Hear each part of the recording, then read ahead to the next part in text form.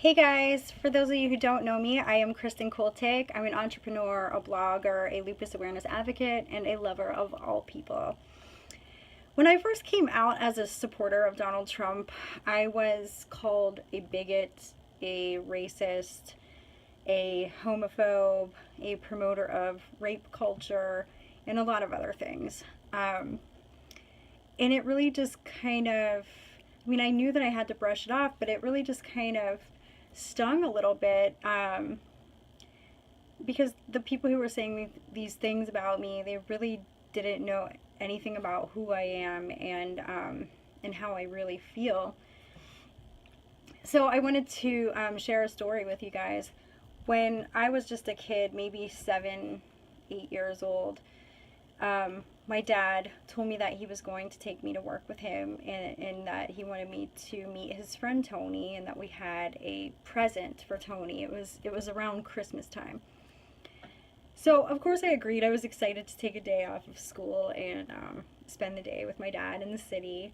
So we parked, and as we were walking across one of the bridges into downtown, we came across this homeless man.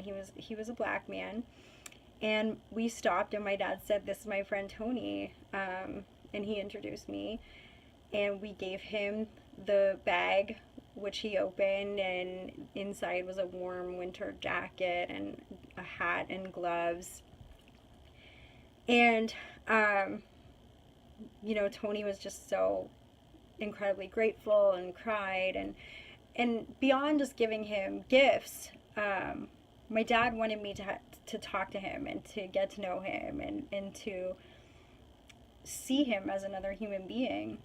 And so we talked for a little while, and then we moved on. We went to my dad's office, and on the way there, my dad, who's a Christian man and is always quoting scripture, he quoted, and I forget actually what the verse is, but Jesus is speaking, and he says, "Whatsoever you do to the least of my brothers, that you do unto me." And my dad, taught me in that moment how important it was to love all people and to treat all people with respect and kindness and compassion and love. And that lesson just stuck with me. So when I was 15 years old, I heard on the news that the KKK was coming to the city of Pittsburgh, where I lived just outside in a suburb. It was a predominantly white neighborhood, and I didn't have a ton of exposure, to other cultures. But when I heard that the KKK was coming to do this rally so that they could recruit new members, I was utterly sickened by this. And at 15 years old, I just knew that I had to speak out against it somehow. And I heard that there was a rally protesting the KKK rally also downtown. So I knew that I had to go there. And I convinced my boyfriend at the time that he had to take me down there. My dad thought I was crazy. He was very concerned for my safety, because I was just a kid. But, I threw that scripture back at him, and he knew that he had instilled that value in me, and so he didn't try to stand in my way. So as a young girl, I took the subway into the city, and I attended this rally to protest the KKK, and I had to get it right up front, and I really just felt so impassioned to do something to shut down that hate. And there I was, this young white teenager in the midst of a crowd of mostly African American people. But I felt a purpose in being there. So when I grew up and I decided to go to college, I decided to study urban sociology, and I was really passionate about learning about displacement, and really just issues that predominantly affect the Black community, and